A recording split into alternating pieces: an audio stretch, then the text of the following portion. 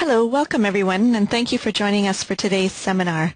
Today we're going to be demonstrating how to simplify visualization and enhance analysis of drill hole data within the Esri ArcGIS environment using Geosoft's Target for ArcGIS. My name is Lorraine Godwin, and I'm the Regional Business Director here at Geosoft's North American office. All right, I'd like to introduce our presenter for today, Kathleen Matthews. Kathleen is a solutions consultant at Geosoft with over 10 years of experience working in the mining and petroleum industries. Kathleen has a BSc in geology from Dalhousie University, and she's worked in petrophysics, exploration geology, and has provided consulting services in geological technology and data management. Kathleen is going to take you through how to use Geosoft's Target for ArcGIS tools and workflows to show how you can simplify visualization and enhance analysis of drill hole data within Esri's ArcGIS platform. Please welcome Kathleen Matthews. Good afternoon, everyone. Thank you for joining us today. As Lorraine said, Target for Arc provides a solution for exploration geology where you can visualize and manage your drilling projects and conduct integrated analysis of surface and subsurface geochemistry, geophysics, and geology in 2D and 3D within an ArcGIS environment. Just one note that Target is available as the drill hole extension with Oasis montage, Target standalone, and today we're looking at the extension in Target for ArcGIS. Today I'll demonstrate a typical workflow within Target for Arc. First we'll display some geochemical and geophysical data within surface mapping.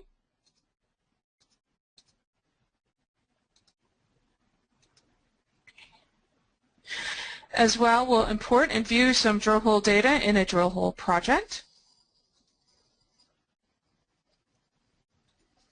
And we'll display our drill hole data within plan maps and drill hole sections, as well as in a fence diagram and strip logs. We'll create 2D geological interpretations within our 2D sections. And we'll use those interpretations within a 3D environment to create geological models. As well, we'll show you how to create voxels and isosurfaces in 3D maps. Okay, the first step is to take a look at surface mapping. In this case, I've displayed magnetic grid, some geochemical data, and some contours. And this is outside of the drill hole project, and you would add it in the same way that you add data in ArcGIS. You add your data and choose your mag grid, and you can display it. The same for your geochemical data. You also have the ability to do some gridding. As you can see up here, minimum curvature, kriging, and inverse distance weighting. Once you've taken a look at some data in a surface map, you can create a drill hole project which will organize all of your drill hole data, including your drill hole databases, your plan map, and your sections. First thing to take note of is there's 3 menus in Target. Here's your Target project menu, where you create your project and you access the data menu to import and do anything in your databases. Also the icons to create plan maps, sections, stack sections, fence and strip log, and your 3D mapping capabilities. We also have Target Surface, which is the map what we use to create our surface map that I just displayed. And our Geosoft Data is where you turn on and off your Geosoft databases. And Wireframing Project, which is where we create our 2D geological interpretations. So the first step is to create a new project, as I said, that organizes all of your drill hole information. Then from the data menu, you can import various file types. And there's a wizard to help you import your data quickly. If you click on the wizard, you can see the options here for importing your data. Import your caller first, and it will automatically know the type of data in that file, depending on what you select. And if you click on next, it will recognize the fields in your data, and then you click Finish to load your data in. Once you've loaded your data, you can turn on and off your Geosoft databases from this icon. And you can see all the data that you've loaded. So collar, our survey, and some assay data. You'll notice that the databases look very similar to an Excel spreadsheet. And you can see the lists of the fields in this data file. But there's some other functionality here as well. Under the data menu, there's lots of options of things that you can do. Add a new drill hole, edit a drill hole. But there's a useful tool here called QA/QC. You can choose the data, say your collar data, choose the holes that you want to run this report on, click OK, and it will either tell you whether there's any issues or there's no issues. If there's issues, it will populate a text file report so you can correct those issues before you proceed.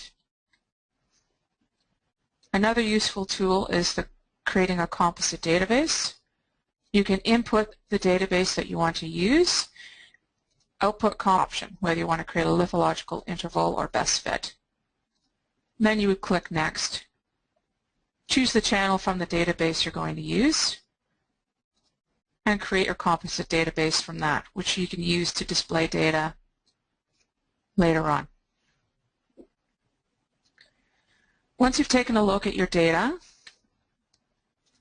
you're now ready to start looking at your data in 2D by creating a plan map or some drill hole sections.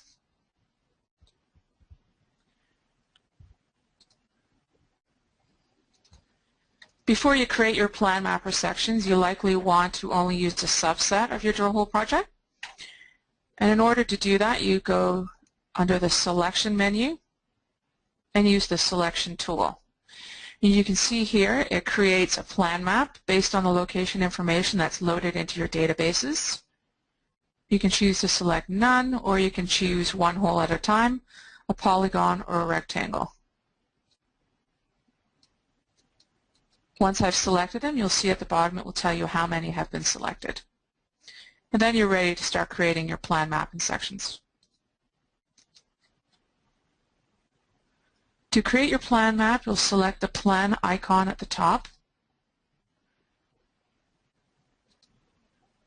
And it will open up a plan map parameters window. This parameters window will be used throughout for sections and fence diagrams and strip logs. The first step is to name your output file name. And you can select Geosoft map layer, which is a static layer, or the Esri shapefile output. And you can choose to load to the current data frame or separate. Page layout, you can plot your legend, plot holes, and list your legend and title information.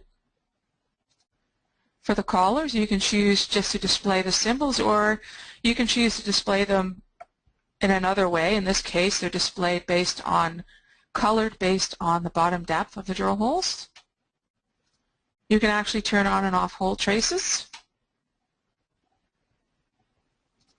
And you can display some data. And under these data options, it's reading what you have loaded and what's in your open databases. You can select any of those and display them on your plan map. And you can see on this plan map, if I zoom in, the drill holes have been colored based on bottom depth. It has the drill hole names, hole traces, and along those hole traces is the lithology information from our database.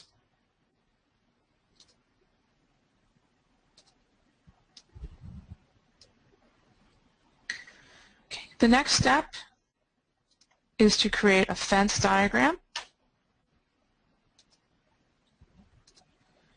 And just as with plan map, you would select the fence icon from the top. Similar parameters window. Name your output file. Decide how to display your collars, your hole traces.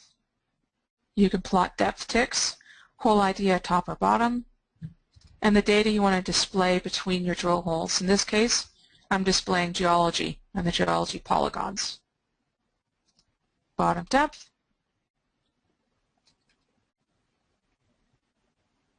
and your geology is displayed.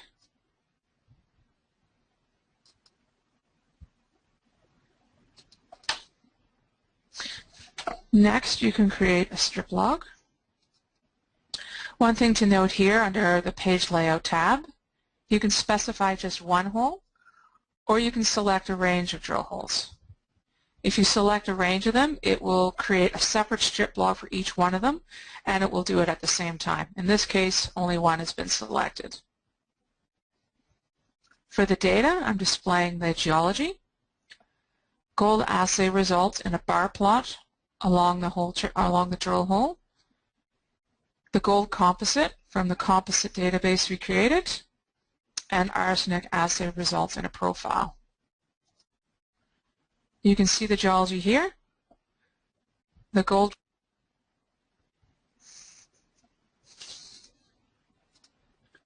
I'll zoom in here to show you what it will output. Okay, in this case, we're creating a drill hole section, but at the top you can also output a plan view of where the section is located on your plan map.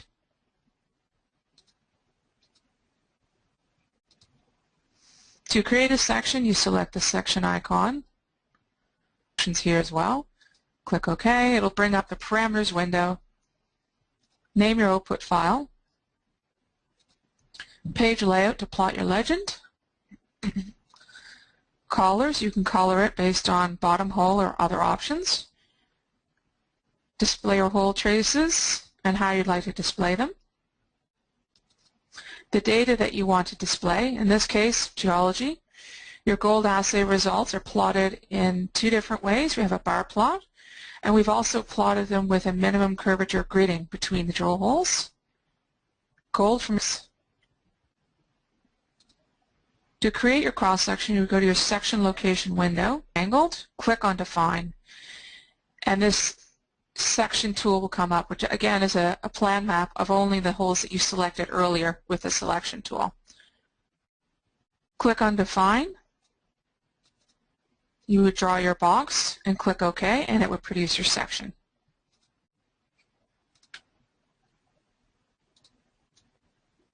Here you can see the drill holes are labeled and colored based on bottom depth, and this is and the layout, the legend has also been output here for you in your MXD.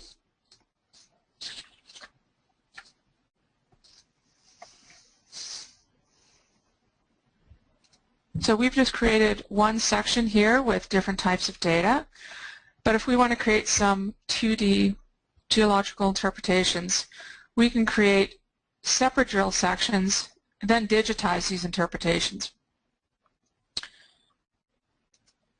To create an interpretation, you would create a new database. I'll just open an existing one.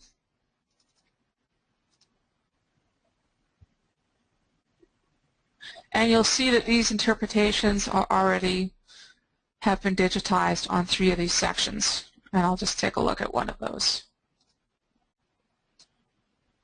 So you can see a polygon and a line.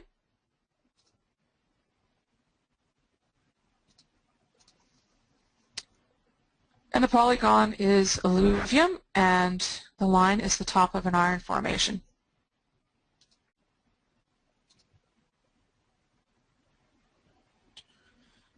So we're just going to create one in the empty section here. First thing is I want to use snapping, start editing. Snapping option, you can snap to your drill hole database, and you can choose which database you want to snap to. In this case, it would be geology. You'll notice that there's a pop-out window that shows you the 2 features that you've created. I select iron.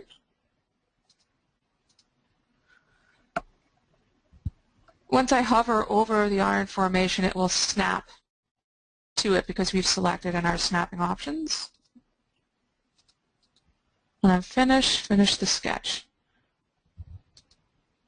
Save edits.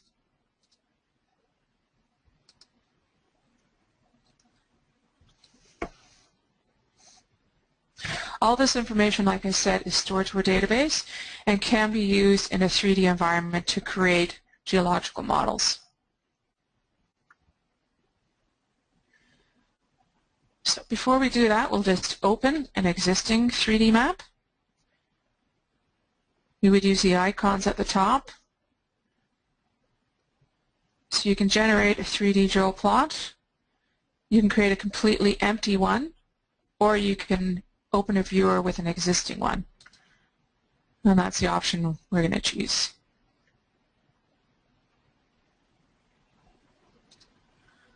On the left, you can see all of the layers that can be turned on and off in this map.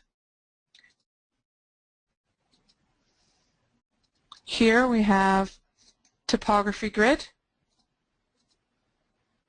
All of the drill holes are displayed, and geology is displayed along the hole traces. Now, if I want to do wireframing and join together the 2D interpretations to create a 3D model, I would do that within wireframing.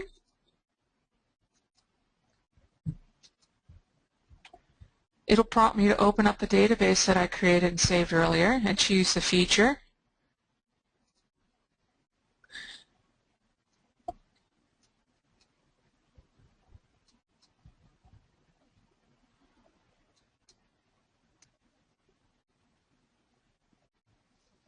Okay, this will turn on and off your wireframing mode. You can save it to a Geosurface file. And in here, 3 iron formations. The top of iron has been joined together in your 3D. You can save that as a Geosurface file.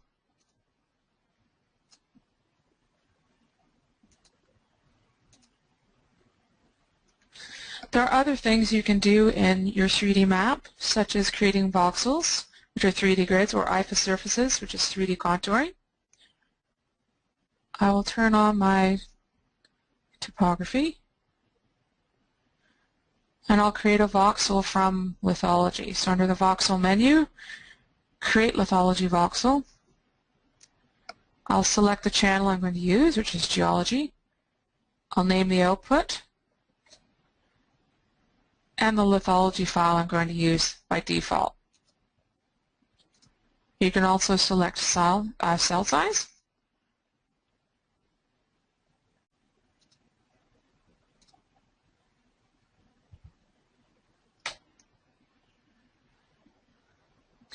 I'm going to cancel that just because it's going to read through every lithology, hole traces, and section and on plan map. There are some clipping options in here where you can clip along your X, your Y, and your Z.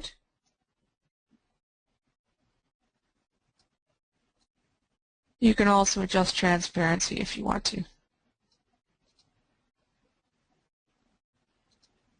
You can also create a voxel from your gold assay values.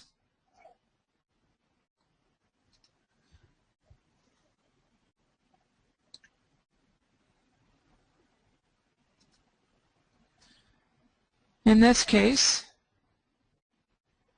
we're going to do it interactively from the drill project to create a voxel slice.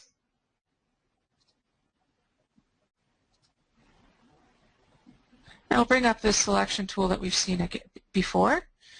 You want to choose it based on east, west, north, south, or angled.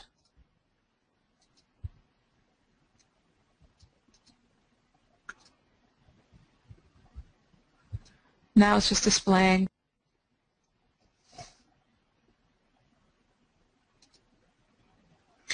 You can display some isosurfaces here as well. Under Add to 3D, isosurface, you can create one or multiples, input a voxel, specify the values that you want to create, and then you can save it. So in this case, I've created isosurfaces for 2 goal values, 0.25 and 0.6. And they're displayed on the drill holes. You can adjust the transparency, and you can change the color here as well.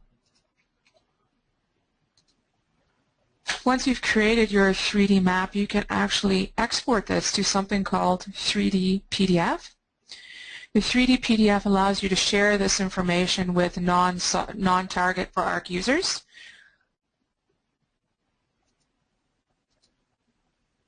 You can name your output file. And in this PDF, it does maintain some of the functionality, such as rotation, which is very useful if you have to share your information with someone else.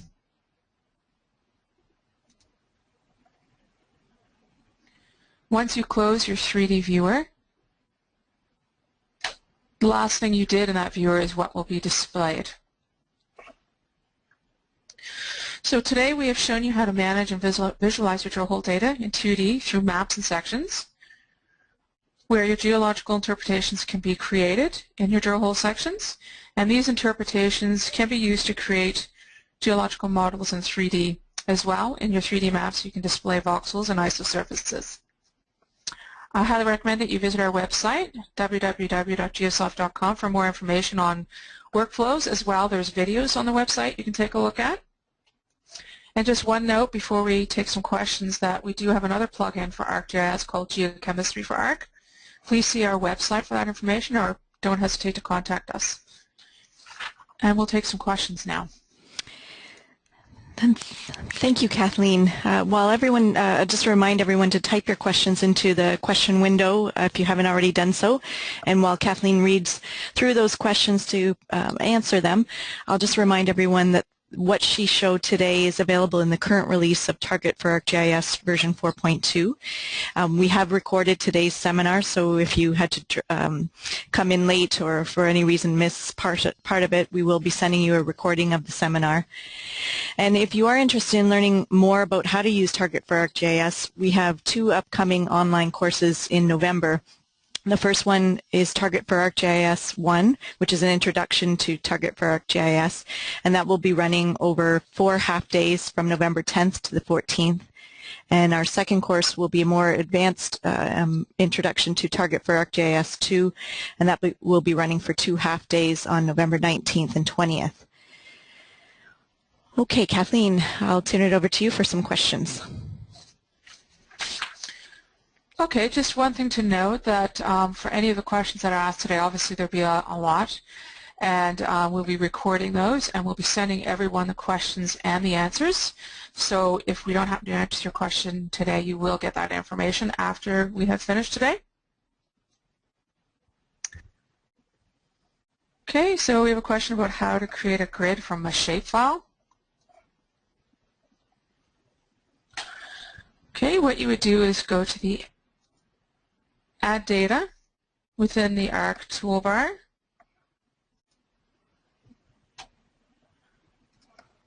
You would add your shapefile, which would then appear on your MXD, and then you can use any of the gridding tools that we looked at earlier. Okay, let's see.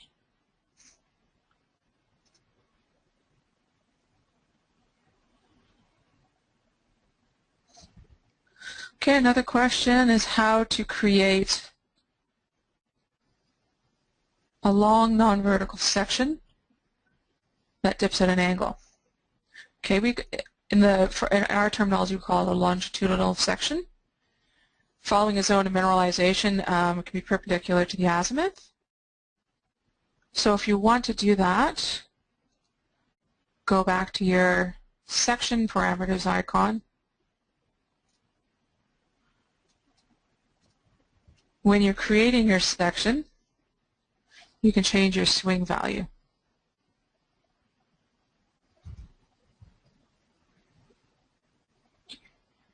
Okay, let's see.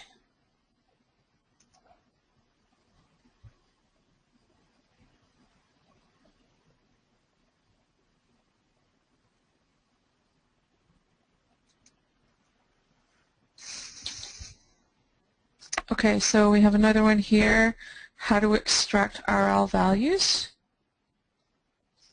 from a topography grid. Okay, in this case, you can go to the Target Drill Hole toolbar.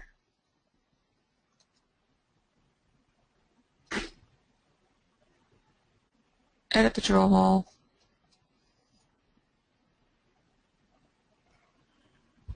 Select the drill hole.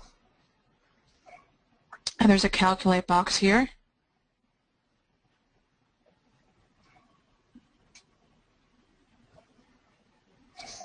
Okay.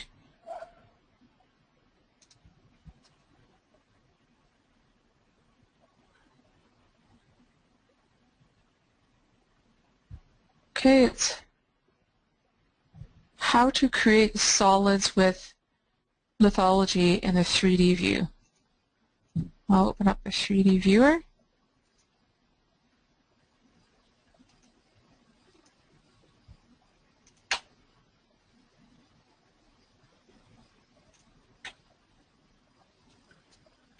Now we created that solid, we did that earlier using, now are you not sure if you're referring to the voxels or the wireframing of the 2D interpretations that we did? I'm just going to open this again because previously we couldn't see the separate iron formations.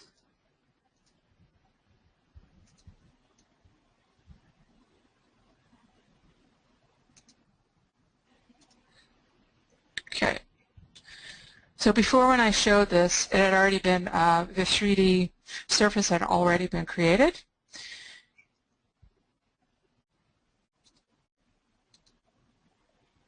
And you couldn't see the 3 tops of the iron formations from the 4 sections that we had created earlier.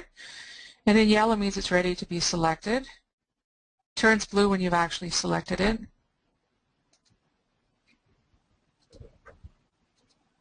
And that's how you would join it. Stop wireframing, and then it will save that to your database.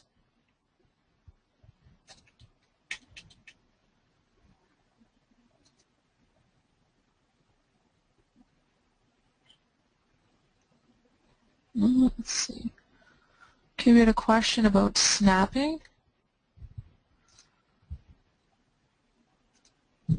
So if I open a section,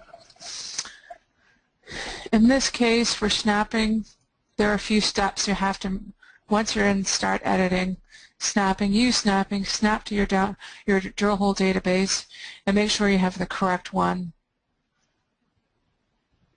And you should see a circle around what you're snapping to. In this case, it's the geology. So as you move across and create that polygon, you should see that. Okay, so that's it for questions right now. Like I said, we're recording all the questions and answers, and we'll go back to everyone with those questions and answers later on. Okay, thank you, Kathleen, and thank you everyone for attending today. And if you do have any further questions that you'd like to answer, or if you would like to test our Target for ArcGIS out, please feel free to contact us at our number on our website, or you can contact us at info@geosoft.com.